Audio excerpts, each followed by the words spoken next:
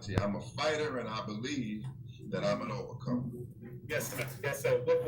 Well, you know, I got this beloved sister on, our guest co-host who, of course, she gave your daughter a present back in the day, a gift back in the day. She wanted to know, yeah, and I want you to send a salute to this elder, this great one, and of course, let's give a well-deserved round of applause to Sister Sharazad Ali in the building. Thanks for presenting our yes, sister. Assalamu alaikum, sis. Wa alaikum salam. Welcome. How are you? Listen, let me get King Simon straight on this. First of all, Malik, you don't have to explain to none of these new people that have come along where you got your name from. All of the names belong to us as black people. And you don't have to be no Muslim. You don't have to be in the Nation of Islam. The earth belongs to Allah. And if you own the earth, you're a Muslim. If you're black, and you can pick any name that you choose. Nobody has to explain to y'all where they got their name from. That was accent, sister. Just accent. Just an ask. Come on, stop playing. Yeah, where did you get your name from? Where did Simon come from? Did nobody get off the ship named Simon? Where you get your name? Simon is a Hebrew word. It means listen. It means to hear. That's what it means. It's a Hebrew word. It's a Hebrew name. Yeah. See? Don't be rolling up on us. Well, don't be rolling up on us like that. Come on, where did you get your name? My last name is Muhammad. I got my Muhammad already. I know what it is. Yeah, but you ought to be King Muhammad. Go ahead. I love it. Welcome. Now we know. Now we got a stuff. That's my sister. That is my mother. That's my sister. Y'all know I brought her in a few times. Sister, now we're asking questions about this book. I know you have the book. I have the book. Please, I filter some questions to our beloved brother, and we'll keep on there. Go ahead. Well, first of all, Malik is one of my other sons, him and Tariq. They are my sons, and I have been around them for many years, and I have admired them. Malik is a wonderful brother, wonderful man, good father, and I really love the book. I think you did a beautiful job of putting it together. I'm a publisher, and I know what it takes to do the kind of work you did in that book. And if I had one thing that I would advise you on, brother, it would have been to do that book in two parts, book one and book two, because busy people just don't have the time to read a book as thicker than the Bible. It's just so thick and so big. It's got a lot of great information in it, but it's too long because we be busy. You know you're busy. And to read a book of that caliber, you need time. So next time, if you do a reprint, consider doing a book one and book two. You still sell them all. I bought it as soon as I heard about it. I bought it right away. Yes, ma'am. But thank you. First of all, before I get started, it's an honor just to be in a room with you and to share this experience with you, because as a college student and a law student, I have very fond memories of your leadership role in the struggle. And you came to Howard University and you supported me and you supported Khallid Muhammad when we needed it. And many times you were a strong, and still are, a strong and uncompromising champion for the teachings of the Honorable Elijah Muhammad. And your books and the way that you pushed your books and you as an author have personally inspired me. So it's an honor, seriously, to be here. This is a heck of a show. I'm so happy to be here. Thank you. Thank you, Malik, and I am just equally as proud of you. King Simon, the question was, today, Reverend Malik, we got a lot of people out here who are giving their different interpretations of Islam. They have taken the messenger's teachings and still call it his teachings, but they have changed it around, as you know. And they have misrepresented a lot of things. I really wish I had known you were writing this book, because I had other information on the Savior and so forth that I could have shared with you. And so you might want to start, looking at that. And you might want to put some footnotes in there. You got that beautiful index in the back, which I love, brother. That's the most beautiful thing I ever seen in a book, the way you put that together in the back. So I want to tell you that is fantastic. That is really good, because it allows you to, even though the book is thick, it allows you to go and find the topics that you are looking for. That's right. And be able to look that topic up and do that. But the Savior was going around to a lot of black people's houses. Now, you know, we've had a lot of discussion over the years about Master Farad Muhammad. So in your next thing, I would like you to refer to him as Master Farad Muhammad, not just Farad, because we're not on first name basis like that with God. Okay? We're not calling the messenger Elijah. None of that. He is the Honorable Elijah Muhammad. Okay? You know, we didn't never know nothing but one master, and that was the slave master. But we did not know at that time that there was a greater master over him, a master of the universe, which was Master Farad Muhammad, which is. And so I want to see those kind of things because, you know, I've been a registered Muslim since 1967. That was when I was born. That's the year I was born. So Right. Okay. So I have been in this a very, very long time, and I don't have to talk about what happened. I was there. I know who did what, who said what, who behaved, and who, you know, different things. So that has been such a great honor for me to have been a part of that history. The messenger, Honorable Elijah Muhammad, he is responsible for me becoming an author and being a writer. Because at the time, in the 66, I was writing poetry. And I thought I was getting down. I was writing all kind of poetry. I had put it in the newspaper and different things. And so I wrote the messenger a letter. And I sent him some of my poetry. And at that time, you could write the messenger letters and ask him questions, and he would write you a letter back. It was signed with his signature. And so I had written to him and sent him the poetry. He sent me back a letter, I guess about a month or two later. It had one sentence. Sister Sharazad, I am not concerned with poetry. And that was the end. I never wrote another poem. I started trying to write books, and that's how I became an author. Because he told me he didn't care about that nonsense, you know.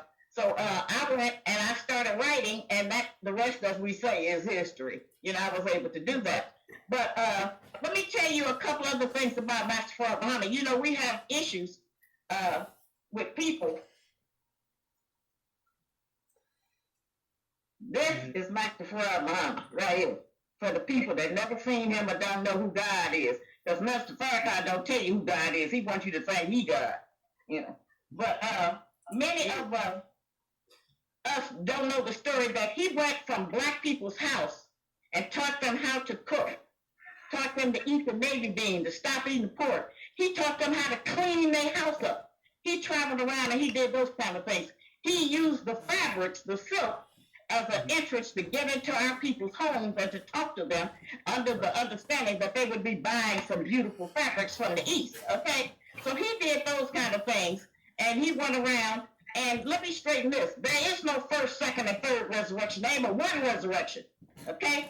The Savior raised 25,000 himself in the early 30s. So if you wanted to say something, that would be the first resurrection. And then when he turned the nation over to the messenger, as his deliverer of the message, then that would have been the second resurrection. The nonsense that Wallace and Farrakhan them got, that would have been the third and fourth. So it gets real silly. So there ain't but one resurrection. You don't have to be resurrected but one time. If you're mentally dead and you get woke, then that's all you have to, look forward to. But there is no religion where the people every 30 or 40 years change it around. Like the Nation of Islam has been robbed of the truth, and people come in and change things around. I knew Khallid.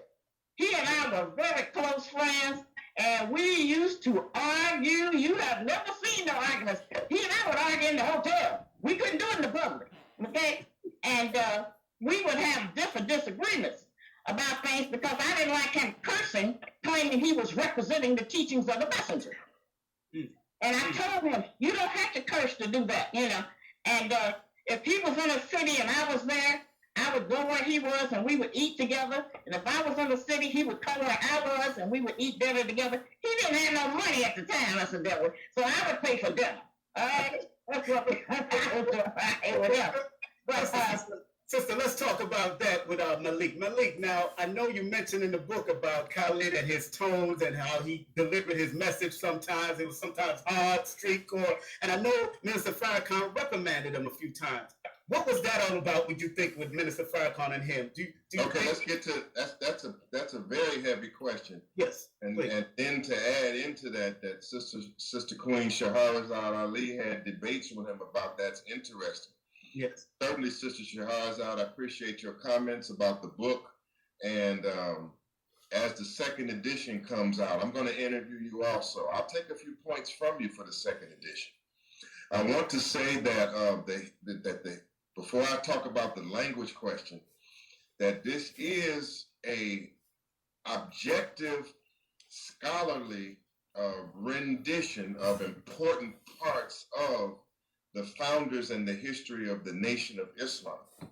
Although I personally know him and honor him as Master Fard Muhammad, I had to be careful in writing this book, knowing that I would have to deal with the scholars of this world, and I would have to deal with other writers and authors. I wanted to be clear that as a lawyer and as a writer, that I was writing the book from an objective perspective and not just as a religious person, because I knew that I wouldn't be taken seriously, Sister Sharazad Ali, like some other books have been written on the Nation of Islam, when it's obvious from the gate that you are a religious convert. So therefore, so I put that on the record. That's why I say, even though I quote others saying Master Fard Muhammad, I refer to him as he calls himself in his lessons, W.F. Muhammad. I do that for a scholarly reason. Okay, now, many books on the Nation of Islam have attempted to cover Master Fard Muhammad's history and the Honorable Elijah Muhammad's history. And honestly, the Honorable Elijah Muhammad has not come out looking too good most of the time. And the founder of the Nation of Islam, W. Fard or Master Fard Muhammad, has not come out too favorably from scholars. So I wanted to be careful to put something in the record of scholarship where they would know that Khallid Muhammad was a great man and why he respected Fard Muhammad, how he respected him and why he respected him. And I was trying to careful to detail out the fact that despite, I guess they would criticize the origins or the other things with Master Fard Muhammad, and Honorable Elijah Muhammad has essentially been raked over the coals on this domestic spat with Malcolm X.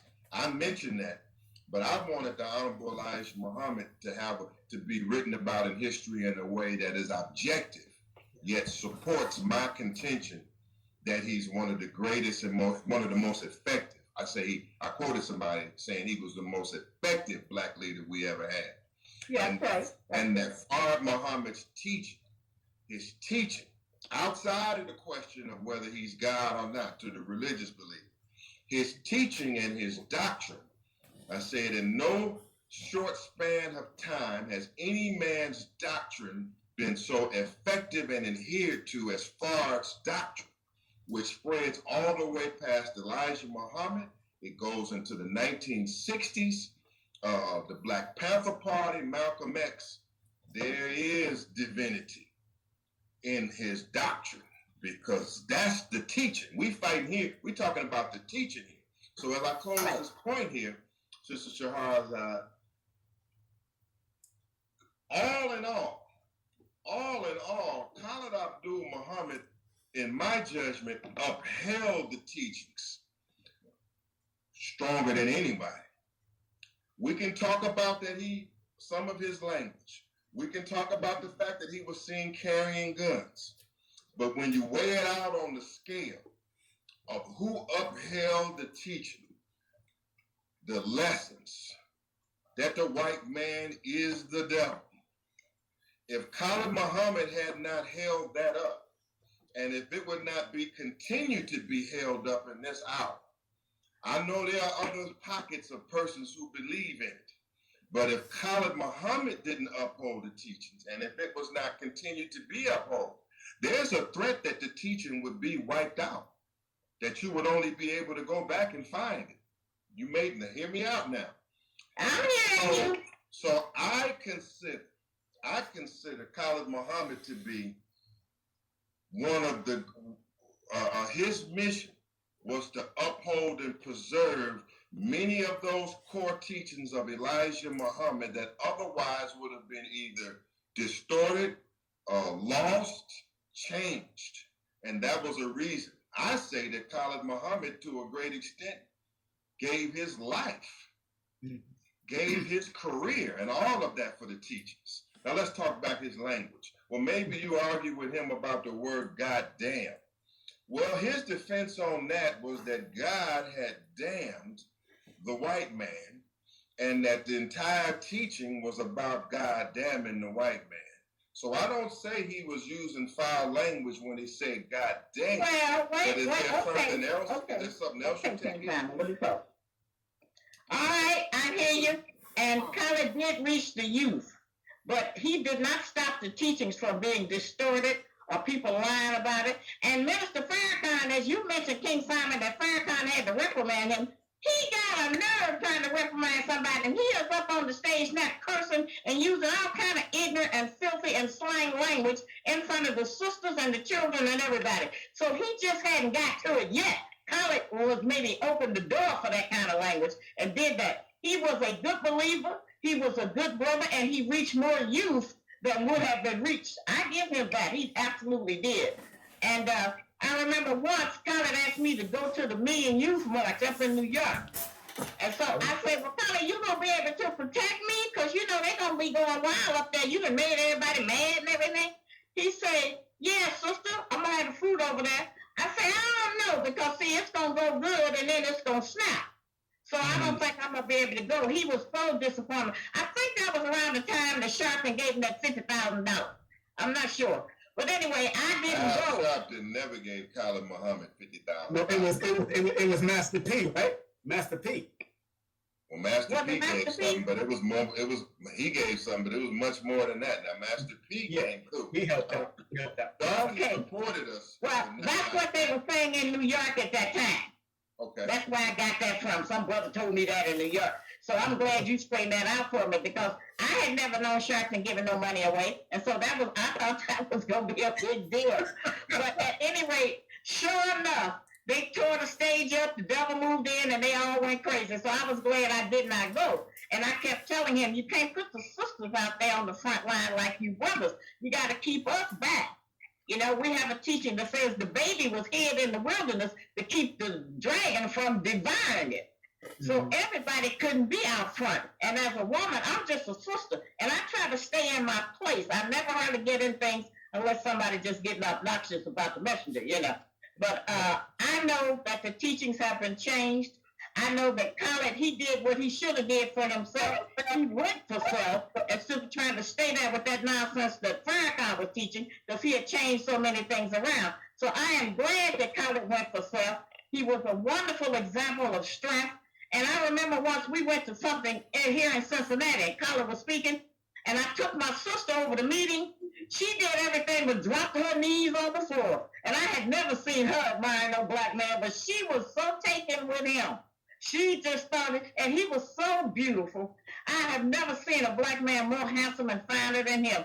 He was absolutely beautiful. You couldn't get no blacker than that. If you like black, you had to like him.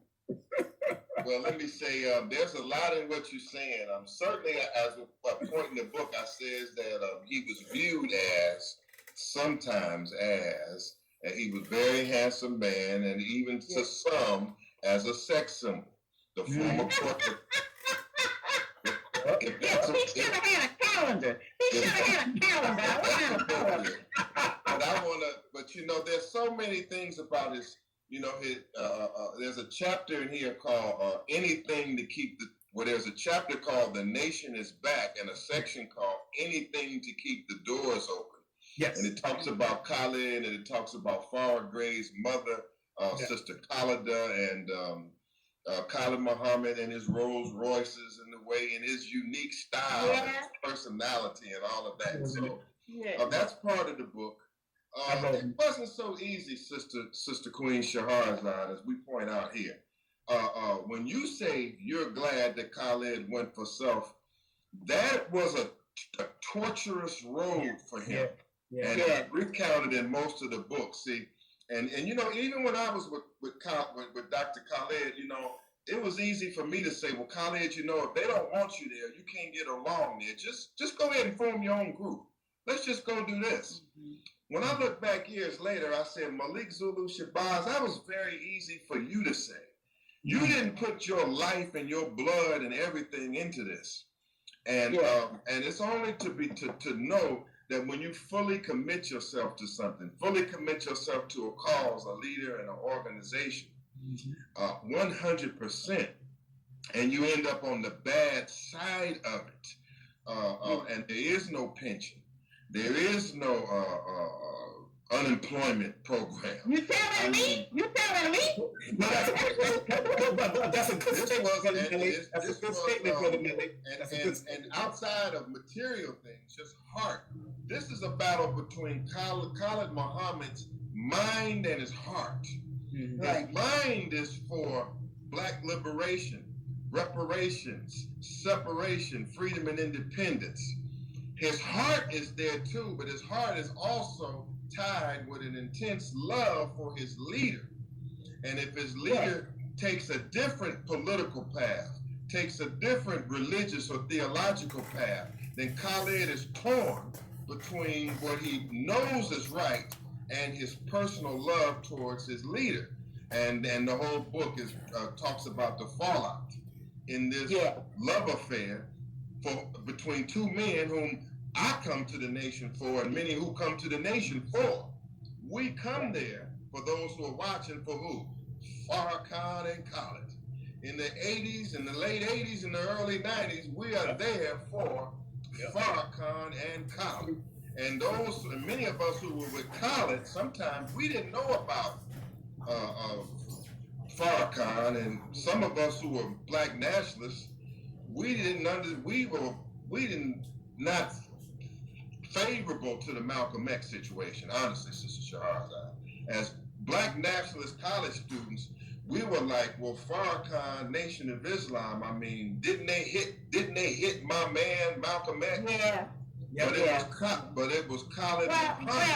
Hey, I understand you saying that, because just like I just told you, one of Khalid's own people told me that shot and they gave him that $50,000 for his gun. So this is how some of the history get misconstrued from people talking about different things and saying things about it. I was one of the sisters who sat in a hotel room with him, and we were just brother and sister Muslims, okay? We never had any kind of personal relationship.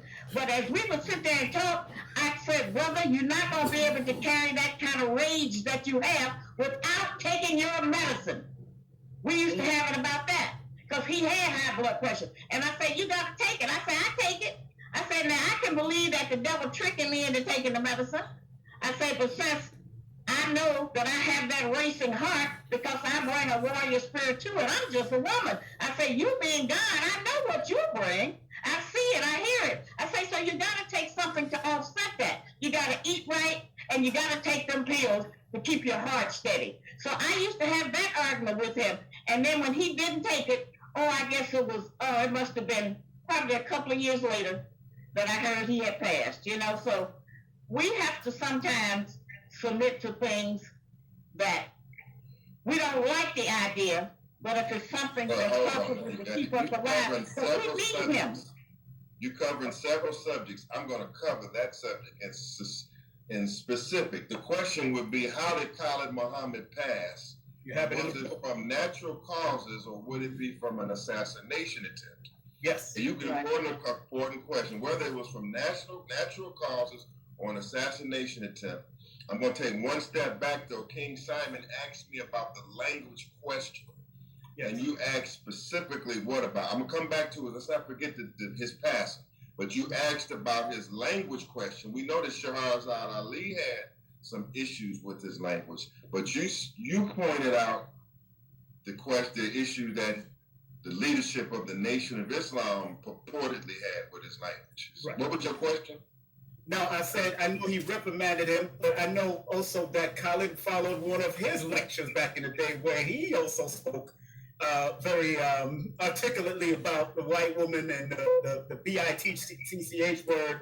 I know he also spoke about that in one of his also. I know Khallid was probably just learning from his teacher. Well, it's much deeper than that. One of the great